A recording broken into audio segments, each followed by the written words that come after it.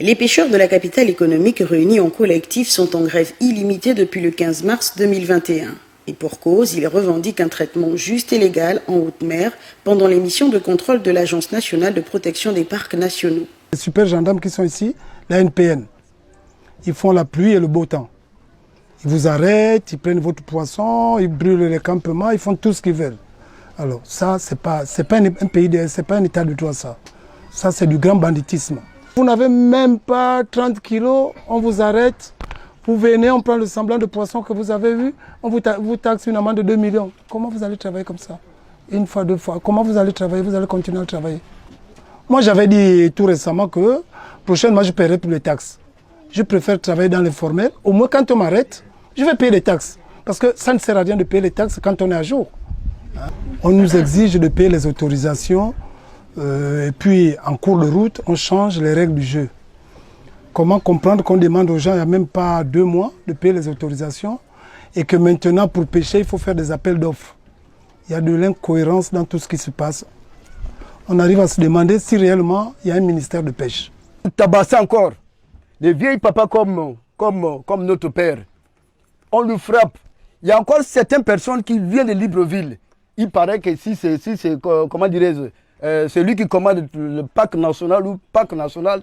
Ils viennent ici à Port-Gentil, il prend aussi les caisses de poissons, il prend encore les caisses vides, il glace les poissons, il part avec ça à Libreville. Est-ce que vous trouvez que c'est normal? Après on nous fout en prison. Mère de 5 gosses, je suis une femme gabonaise. Au jour d'aujourd'hui, les pêcheurs sont fâchés. Pourquoi? Parce que les pêcheurs, le pêcheur n'est pas respecté dans la société. Nous sommes fatigués, une seule goutte a débordé le vase. C'est une situation qui a trop duré. Ça a trop duré. Ça a commencé du 5 février. Ma pirogue a été attrapée par les agents du parc de Libreville. Ils ont pris la pirogue le 5 février. Ils ont amené la pirogue à la marine. Tout le poisson qui a été dans cette caisse, ça a été enlevé par les parcs de Libreville. Ils ont tout vidé. Quand ils vident la pirogue, ils vident la caisse, ils ont enfermé les pêcheurs. Quand j'arrive, c'est moi le responsable de la pirogue, c'est moi le propriétaire de la pirogue. Si j'ai fait une pirogue pour faire la pêche, c'est chez moi, c'est mon pays. Si je ne fais pas la pêche ici au Gabon, je dois pêcher où? Je dois exercer où? C'est ce qui nourrit mes enfants. Ils ont gardé la pirogue, ils ont pris le poisson, ils ont enlevé les moteurs. Ils ont amené les moteurs à la base arrêtés. Ils me donnent une amende de 2 millions. Je dois payer les 2 millions là comment? Le poisson qui est arrivé, ils ont enlevé le poisson. Ils ont enfermé les gens. J'ai payé 300 000 francs au tribunal de Port-Gentil pour libérer ceux qui étaient enfermés. J'avais 2 pêcheurs qui étaient enfermés à l'océan. Ils ont libéré les pêcheurs. Après, on me demande de payer 2 millions. J'aurai 2 millions où? Les moteurs sont enfermés jusqu'au jour d'aujourd'hui, du 5 jusqu'à maintenant, jusqu'au 23 mars. Les moteurs sont arrêtés. C'est ce qui nourrit ma famille. C'est ce que j'ai nourri mes enfants. Si je ne fais pas la pêche, je vais nourrir mes enfants comment? Je dois aller faire la prostitution, je dois aller voler, je dois manger dans les poubelles. Ces agents, ces conservateurs et ces agents, qu'est-ce que font-ils quand ils arrivent là-bas? Alors, ils arrivent, ils encerclent les pêcheurs, ils nous disent que nous sommes dans la zone interdite, comme l'a dit déjà celle qui m'a précédé, que nous sommes dans des zones interdites, mais on ne donne pas les limitations des zones. Et on ne nous montre pas, on ne nous prouve pas que nous sommes dans des zones interdites. Alors, le pire souvient quand le conservateur et ses agents de l'APN font l'attraction des pirogues des pêcheurs des villages ci-des-cités, c'est-à-dire que des villages de Gongwe. Et alors, quand ils arrivent, ces pêcheurs-là sont dépourvus de leurs produits de pêche. C'est-à-dire, on les arrache le poisson, on les arrache les filets, on les arrache le moteur et on les laisse à la dérive. C'est-à-dire, on les frappe parfois. Comment vous pouvez demander à un homme, à un garçon qui a tous ses sens de s'allonger au sol et de se déshabiller et puis, excusez-moi du terme, de baiser le sol? Je suis désolé.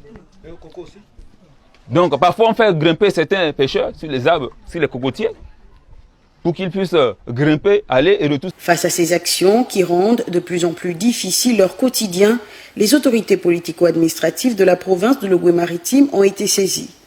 Malgré leur intervention pour appeler à chaque partie ses missions et obligations, le climat demeure délétère. La fois passée, ça fait 1 mois aujourd'hui. On a attrapé mon mari à la pêche. Ils ont brûlé tout, la caisse, tout était brûlé. Les trémages, tout était brûlé. Ils ont arrêté mon mari. On l'a attrapé, on l'a mis au commissariat central. Ils ont demandé 1 million. Je demande au ministre de la Pêche de vraiment cette situation-là, il doit arranger cette situation parce que les pêcheurs sont fatigués de ça, ça a trop duré. Les RTL Monnaie qu'on fait dans l'eau, les comptes des agents, les comptes des BICIG, c'est bien ici. Les RTL Monnaie, les comptes des BICIG, ce sont les numéros de ces agents. Les packs de Libreville, ils ont enlevé tout le poisson. Ils ont amené le poisson, je ne sais où, ils sont allés manger mon poisson, ils sont allés vendre mon poisson. Et j'ai bien les preuves. J'ai toujours payé mes papiers, mes autorisations de pêche. J'ai toujours payé mes autorisations de pêche. On nous avait pris une fois. Dans les rivières, on nous avait pris au large. On nous avait amenés dans un village qu'on appelle, eux-mêmes ils appellent ça Ondimba. C'est les gens de Libreville. Alors ils nous avaient menacés avec les fusils. On a dormi sous les moustiques. Ce que je suis en train de vous dire, c'est la vérité. On a adressé une correspondance au gouverneur. On a adressé une correspondance à madame le préfet. Et madame le préfet a appelé les pêcheurs et ses agents. Le gouverneur aussi était là. Il y avait eu une assise ensemble. On a discuté et il a été dit et interdit. Si vous voulez faire le contrôle, ne vous refuse pas. Vous faites votre métier, vous faites votre boulot. Mais si vous arrêtez quelqu'un qui est dans une zone interdite, mais ce n'est pas une occasion pour vous de l'arracher les moteurs. La personne va arriver à terre comme si vous l'arrachez le moteur. Vous voulez que la personne décède là-bas? Donnez une convocation à la personne, que la personne vienne se présenter au service compétent. Et là, vous pouvez résoudre vos problèmes.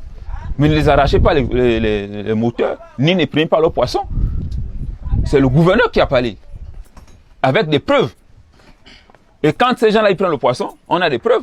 On a des photos qui montrent comment est-ce que ces gens-là se partagent le poisson dans les villages. On dit mal là-bas.